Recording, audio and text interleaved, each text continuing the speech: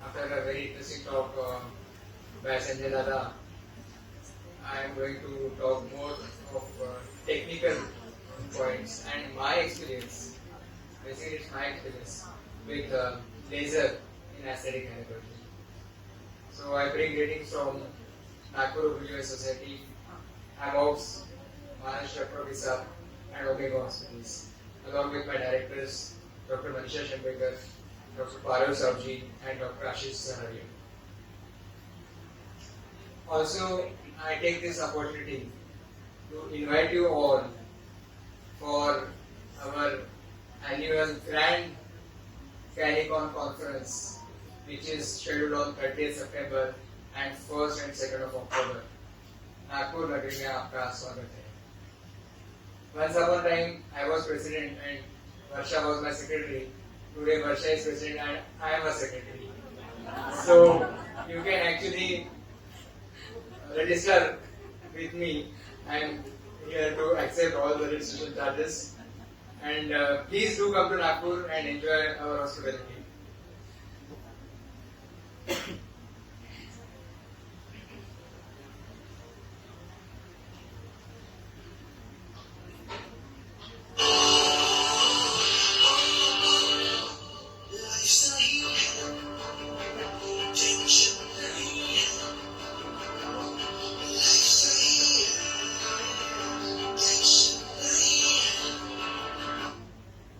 So, there is no path to happiness.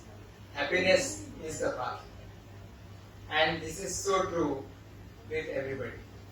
खुशी का रास्ता हमको खुद को ही ढूंढना है. काही लोक असतात ते म्हणतात की सगळं ठीक चाललं आहे, मजेत आहे, आणि काही लोक असतात जे सतत रडत असतात. So it all depends on how you take it. The same thing is interesting for someone and same thing can create a problem for somebody.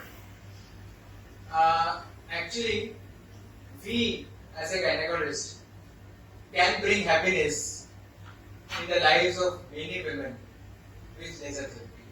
And I have experienced this and I know that it is possible. Now, while I was working on three basic branches which we have, that is Inception, which is IVF and fertility solutions, Nurture, which is a mother care unit, and Scopy, which is a endoscopy unit of Omega, I realized that there are many more things to do. And then we started thinking about the other branches like fetal medicine, child care, so that it becomes a mother and child care hospital, and of course hospitalology. In 2020, 2 years back, we decided to expand our scope of services. As 2022, this year is our Silver Jubilee celebrations. So we added all these branches to our Omega hospital, and Makeover Clinic is one such branch which we started 2 years back. And I know today it's a upcoming branch and there are many things which we can do and learn and explore as far as the makeover is concerned. So we thought of aesthetics and we started working on this project and we realized that laser is must. And after discussion with many people, we thought that diode laser is better, so we decided to go for diode laser. And then, whenever you are working as far as aesthetics is concerned, you need a team because you alone cannot do anything. So, we thought of having a plastic surgeon in our team. Dr. Vinay Savji, a senior plastic surgeon, he joined with us. Dr. Siddharth Savji is basically a ENT surgeon, but he has done diploma in cosmetology and he is also interested in cosmetology. So he joined us, and along with that, me, myself, Manisha, and Dr. Parul Savji, we made a team where we are basically devoting 2 hours of our daily practice to cosmetology. Because cosmetology or aesthetic gynecology is something where it is not a full-time job. You are doing obstetrics, you are doing other work. Along with this, you can actually generate patients from your own clinical practice and can work. There is no need to, do any marketing, no need of advertisement, or no need to go commercial. Only thing you have to do is you should have that, vision, and you should have that acumen. Then you can actually find problems in your own patients, and that is exactly what we are doing. And we are into academics as well. And we conducted a CME in October last year, Diamonds Are Forever, where we discussed cosmetology and many aspects of cosmetology. And come September, we have this NOGS conference, Gynecon, and here we have a session on aesthetic gynecology, and we are inviting Dr. Sejal Ajmera for this session.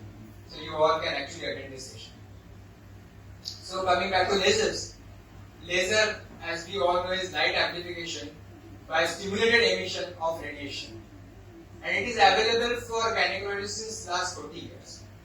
It has been used for genital warts. It has been used by laparoscopic surgeon, especially for endometriosis.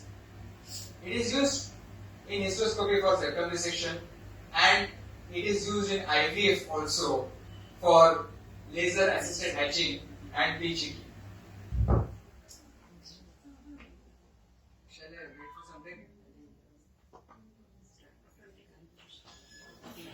So, if we are since 2015, we are using Hamilton Thorne laser for laser assisted hatching and PGT. Because if you want to go for PGT, you need a laser for blastomere biopsy or the blastocyst biopsy. This laser is different from the laser which we are using in aesthetics.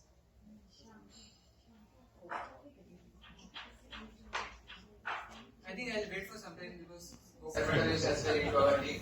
Because dermatologists play a very crucial role as far as the cosmetology is concerned, and we must have a dermatologist as well, and we are planning to have one on board soon. We'll have.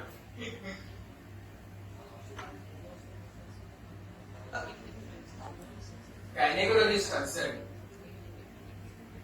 lower genital organs, they have various applications for laser, and various laser options are available. This laser actually works on the principle of thermal damage.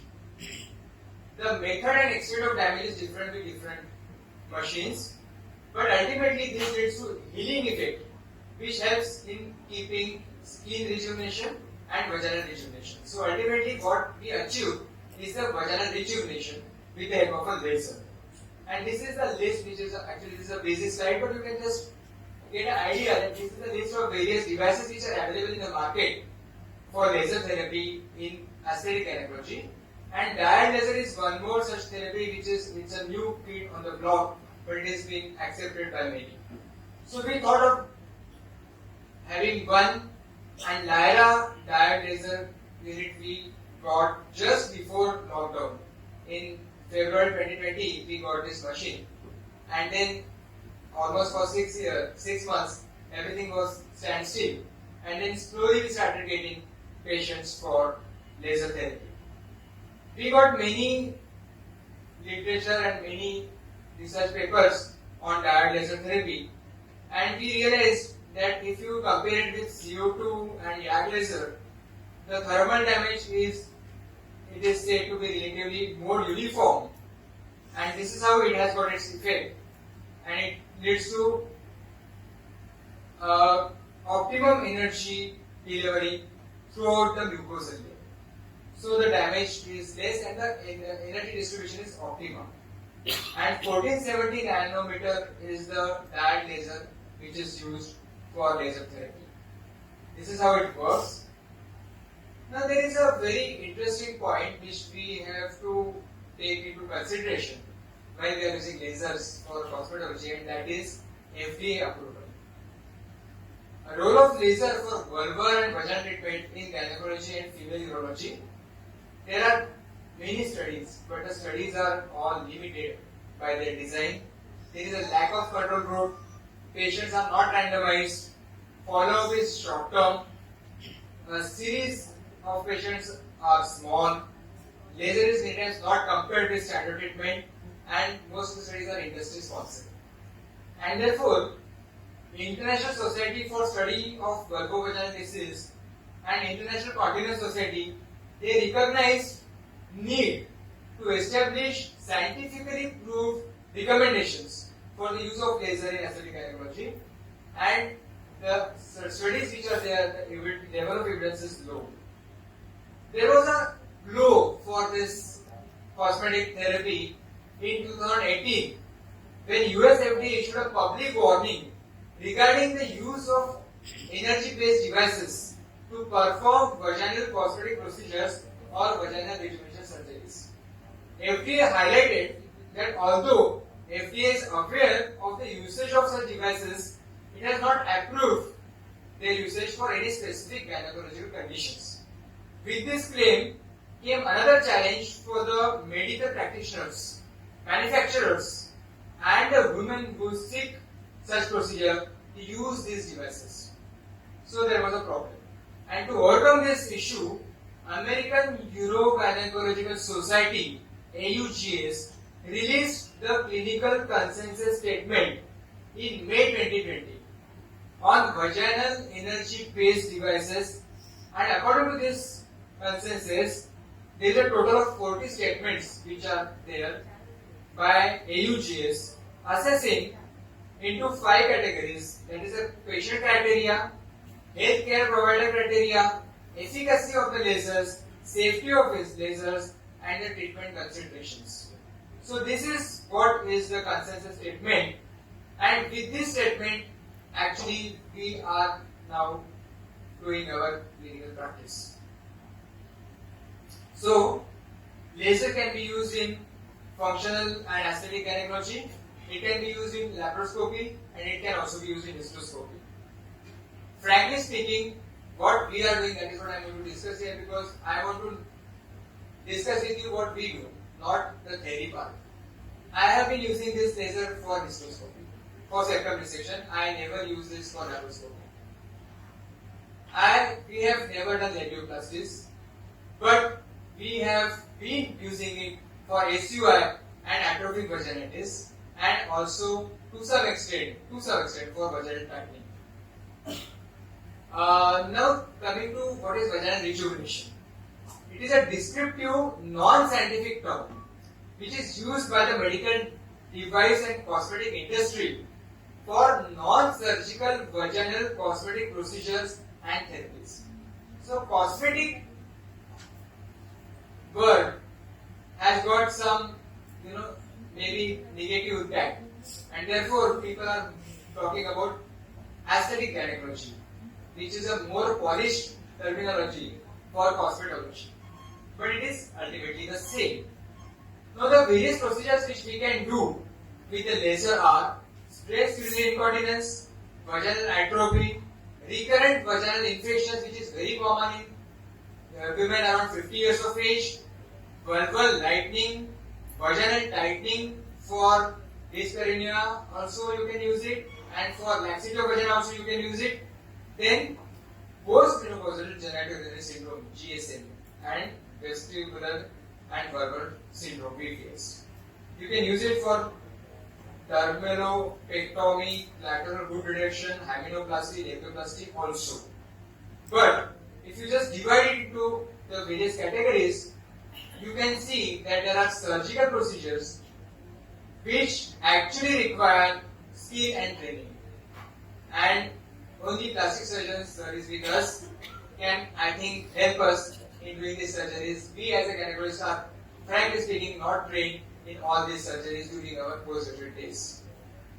Minimally invasive procedures like PRP is something which definitely we can try and we can do, and we have been doing it. And energy-based devices for the use of aesthetic gynecology is something which everybody can do. Now there are some studies which I will discuss with you as far as the PRP is concerned. So first I will talk about PRP. I have been using PRP in my clinical practice since almost 5 to 6 years now. We use it in two situations. One is diminished ovarian reserve, where we put PRP through laparoscope into the ovaries, and second is thin endometrium, where we put PRP into the endometrial wall through hysteroscope. Pooja is here, she has worked with me and she knows we use it very often. And we prepare PRP in our own lab. Now this is the study, which is 2017 study, where they have tried PRP in SUI and sexual dysfunction, and they found that after 2 sessions, 2 months apart, 94% patients they got satisfaction. Another study of 2021, they have tried in 20 women in SUI. They injected PRP into the anterior vaginal wall, and follow-up was done after 1 month and 6 months, and they found good results. And this third study of 2021 is more important for us, and it is more important for us because they have combined PRP and laser therapy in SUI, and they realized that after 3 sessions, a 1 month interval, they had follow-up of patients for 12 months, and they found that the results are extremely good. So if you combine PRP with laser therapy, you get very good results. This is what we have been using in our daily practice. Precursor PRP unit, which is available commercially, and this is very easy to prepare. So you can use this precursor unit for doing PRP in your clinical practice as well. And this is how we do it, but I need not go into the details of it. Coming back to lasers. After PRP, we are talking about lasers. How laser works. There are various situations in a life of a woman.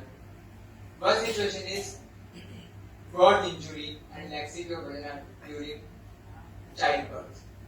And this is very common. It requires vaginal tightening because there is overall laxity. And another group of patients is menopausal group of patients where they have laxity of vagina, because of which they get prolapse, cystocele, SUI, and they get atrophy, because of which there is GSM and discontinuity. And energy-based device can improve quality of life in both the situations. How it improves the quality of life? It stimulates the collagen formation. There is contraction of the elastin fibrils. There is neovascularization. It improves lubrication of vagina, induces tissue remodeling, and also helps in pelvic toning. Now, if you actually take the help of physiotherapist, as I said, dermatologist is must in the team, and I think physiotherapist also plays a very crucial role, especially in laxity of vagina and improving the tone. And even in SUI, if you Kegels exercise along with this, then these together can work wonders. And this is how it helps in neovascularization. I need not go into details of this, but this system actually helps by delivering 1470 nanometer diode laser waves through radial fibers, which emits 360 degrees lasing throughout the vaginal canal, allowing physician to treat the area homogeneously to achieve superior results by delivering optimum energy throughout the mucosal lining. So there is a mechanical control for movement of laser. A small cuscos is also there, which helps in a good view and good helping for doing this procedure. And indication, compatible fibers are available, and various fibers can be used depending on the situation. So this is a slim probe which we use for doing laser therapy, and as it moves, it radiates in 360 degrees the laser emission. And this eliminates the need to rotate and pull the probe. So ideally, you have to rotate the probe. But here, since it is in 360 degrees, you don't have to rotate the probe. You have to just withdraw the cable and just put it again. I'll show you how it works. First, I'll show you the video how it works, and then we'll discuss about other things. This is how the laser is, the probe is introduced into the vagina. This is a slim handpiece, so there is no pain, absolutely no pain. You touch the cervix, and then you start your foot switch and start let the energy device work. This is how it radiates 360 degrees and the laser is emitted throughout the vaginal canal. As you come near the introitus, you have to reduce the energy source, and then again you can increase it as you go away from the introitus. The collagen tissue remodeling takes place and neovascularization takes place, and in SUIC this laser works wonders because it gives strength to the collagen tissue and to the ligaments. And not only this, you have this handpiece which is used for rapid tightening procedures, which you have to just rotate on the introitus, and it will help in patients with laxity of vagina because of vaginal deliveries. These are the various energy settings which are there. We need not go into details of this, but as I told you, you have to give a on time of 2 seconds and then off time of 1 second, and as you come near the introitus, you have to reduce the energy. That is what you have to keep in mind. And the advantages are many. There is no downtime, it is non-invasive, no cutting, no bleeding, no ablation, comfortable to the patients, virtually painless, no anesthesia required, no special pre-op or post-op preparation required, ambulatory procedure, walk-in, patient comes and goes back home, quick and easy procedure, and the success rate is really very good and very high. Now, how to select the cases? The patient comes to you. What are the things which you have to do as far as the selection is concerned? First thing is counseling. You need a good proper counseling. You have to tell them what are the advantages. So we have this counseling material which is there in patient's language, which we give to the patients and tell them about laser therapy. Then we do examination of the patient and do investigations.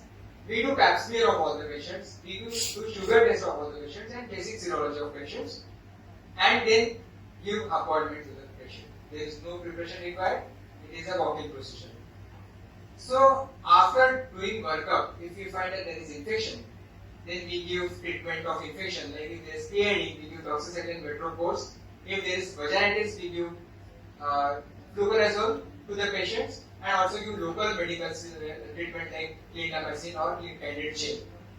Then once the procedure is done, after procedure we give estrogen gel to this patient, either Primarin gel or any other estrogen gel, which is to be applied alternate day or twice a week for 3 months, along with calcium and vitamin D.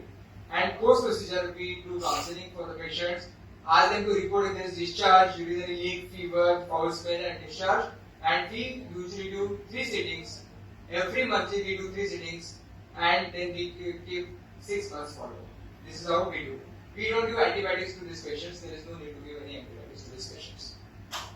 We have a separate room for laser therapy, and of course you have to have this signage indicating that laser treatment is on, danger of laser radiation, and you have to use glasses for protection for yourself.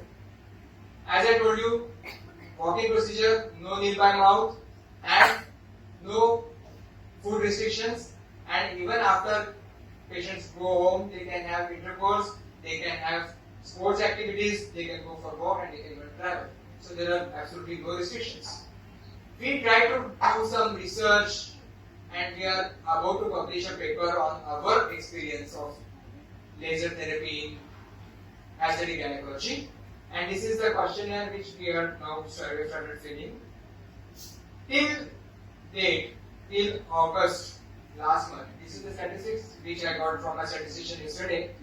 We have done 51 patients in 2020, 89 patients in 2021, and till date 84 patients in 2022. And this, so total 224 patients we have done, and multiplied by 3 because every patient goes for 3 sittings. So almost 90% of the patients they did 3 cycles. 10% did not complete 3 cycles. Maybe some of the patients were traveling outside or some were lost to follow up. But most of them they come for checkup.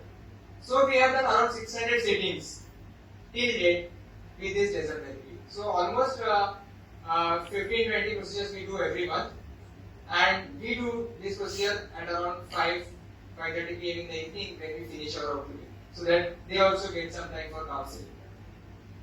And if you just look at the indications where we have done laser therapy, most of them maximum are for SUI, 39%.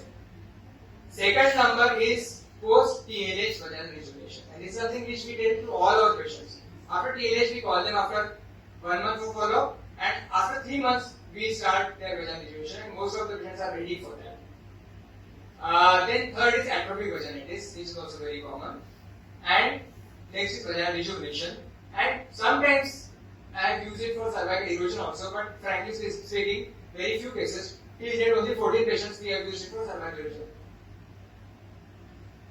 So this is the study which we are conducting at Omega for SUI, where we have randomized 84 patients, where we have done 3 sessions, 1 month apart, and we found that 49% of the patients were dry at the end of 3 months, and compared to only 4% in non-laser group. So that is how it is definitely helping. आजकल एक नया शौक मुझे लगा है, और वो शौक है हिस्टोस्कोपी लेजर सेप्टम डिसेक्शन. ये नया शौक इसलिए मैं बोल रहा हूँ क्योंकि it is really interesting to do this septum dissection with laser in particular situations. I don't do it regularly because I have a resectoscope and I am so happy and comfortable with resectoscope that I don't use laser in all my patients. But there are some situations where the cervical canal dilatation is not possible. And in that case, as you know, resectoscope, you cannot insert resectoscope if the dilation is not possible, and you want to do lateral metroplasty in a small size uterus, already the uterus is hypoplastic, you cannot use your resectoscope. Otherwise, resectoscope is a wonderful instrument and I use it regularly for all my patients. But in such particular situations, with a Bertocci hysteroscope, through the working channel, with normal saline as a medium, you can use this laser probe for doing septum dissection. Now, actually, they have got this set, hysteroscopic complete kit for laser therapy, but I have never used this kit or set. What I do is I use my Bertocci and I do this dissection with the laser cable, which is available with me. And only in particular situations, not in all patients. This is the setting, setting of the laser machine for septum dissection. There are many studies for resection of myomas also, and many people, Sergio is also doing a lot of work on laser therapy and myoma resection with laser, but frankly speaking, I have done only septum dissection and lateral metroplasty. I have not gone beyond that as far as the lasers are concerned. This is actually a video. I'll quickly go through this video, which is available on YouTube.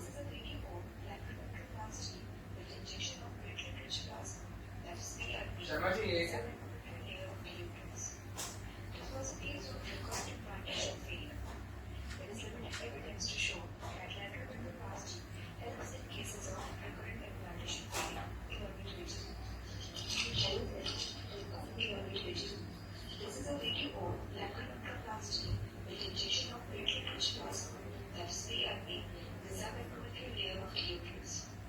This was a case of recurrent implantation failure. There is limited evidence to show that lateral metroplasty helps in cases of recurrent implantation failure. Lateral metroplasty here has been done by using diode laser.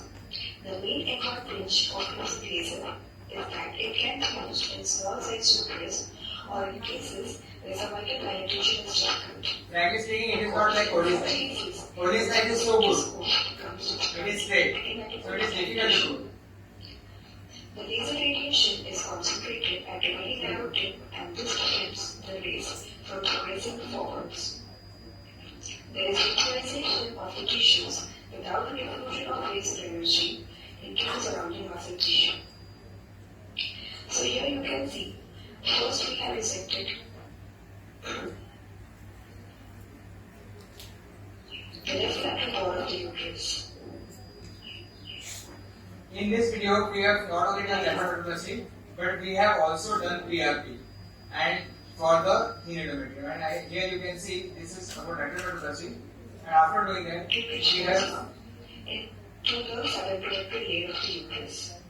this is the overplicability which is used. It has several growth factors and cytokines. And injected into subarachnoid lining, we have done PRP injection as well. So both the things are done in the same sitting. So you can do actually laser therapy along with PRP in the same sitting. And this is the conical tip table which is available. This can be used for, it is different from the vaginal laser tip. That tip is for emission through 360 degrees, and this tip is for septum resection in laser, hysteroscopic laser therapy, and this tip can also be used for cervical erosion as well. So cervical erosion, this is the tip which is used. It is different. And this is one more handpiece which is available. This is for labioplasty. And this handpiece is available with us, and you have to just move it for vaginal tightening. If you move it around the vagina, in patients with laxity of vagina and intratus because of birth injuries, you can use it for that as well. So we have many patient reviews as well. Patients are really happy with this therapies, but I must say that as far as cosmetology is concerned, cosmetology के लिए एक शेर मैं आपके सामने पेश करता हूँ.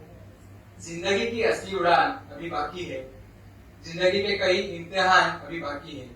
अभी तो नापी है मुट्ठी पर जमीन हमने, आगे सारा आसमान बाकी है. And Dr.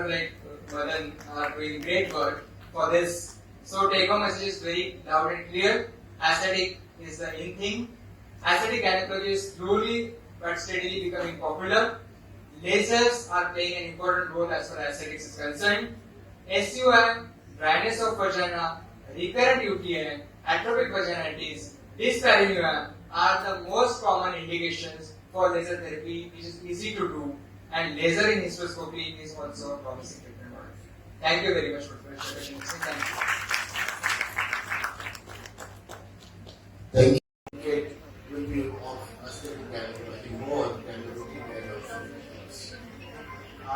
With this, I request the audience if they have got any queries. Can we?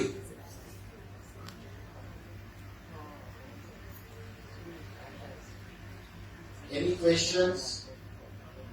I hope the things are very much clear with the wonderful presentation by Chaitanya. I have got one query, Chaitanya. What is a contraindication for this? As I told you, we usually don't do laser as the patient comes to the clinic for laser. We always do counseling first, and then we try to, get the history of the patient. If the patient is diabetic and uncontrolled diabetes, we will never do laser therapy. One thing. Second thing is if the patient has got acute infection, then in that case we will never do laser therapy. If there is a vaginitis and candidiasis and typical candidal infection, then we will not do it. We will treat it first and then only do it. Third thing is if the patient is